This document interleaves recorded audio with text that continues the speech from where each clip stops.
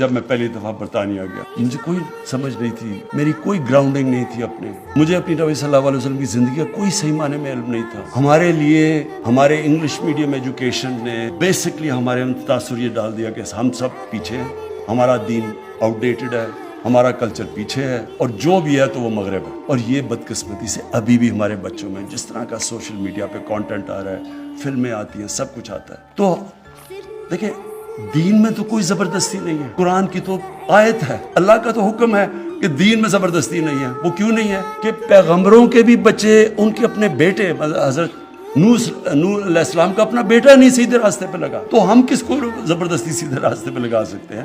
حضرت لوط علیہ السلام کی بیوی نہیں سیدھے راستے پہ لگی, تو ہم کون ہیں؟ تو دین میں زبردستی تو نہیں ہے, لیکن کم از کم ہمارے بچوں کو چوائس تو پتہ چل جائے گا. اگر یہ راستے پہ چلو گے تو یہ اس کے مسئلے ہیں, اور اگر اس راستے پہ چلو گے تو یہ ہے. جو آپ قرآن میں آپ کہتے ہیں کہ اللہ مجھے ان کے راستے پہ لگا, نعمتیں جن کو بخشی وہ نعمتوں کا راستہ یہ ہے, جو تباہی کا راستہ ہے وہ یہ ہے. پتہ تو چلے بچوں کو, چوائسز تو اپنے بچوں کے سامنے رکھیں. ابھی تک تو میں آپ کو یقین دلاتا ہوں کہ یہ میرے کئی ماں باپ اگر دیکھ رہے ہوں گے, ان کو پتہ ہے, وہ بچے وہ جب ماں باپ کہتے ہوں گے نا کہ جی یہ تم یہ پڑھو, نماز پڑھو, وہ کہتے ہیں یہ پتہ نہیں کون سی باتیں کر رہی ہیں. میری والدہ جس کے میں بہت پیار کرتا تھا, وہ مجھے سارا وقت کہتی رہتی تھی, میں سمجھتا تھا ان کو کیا پتا, دنیا تو یہ آگے نکل گئی ہے, یہ تو پرانی باتیں کر رہی ہیں. میں تو یہ اندر سے ان کے سامنے والد صاحب کے ساتھ جمعے کی نماز میں بھی چلا جاتا تھا, یہ نہیں پتا کہ نماز میں پڑھ کے رہا ہوں, کہ مانگ رہا ہوں سیدھا راستہ, لگا ہوں دوسرے راستے پہ.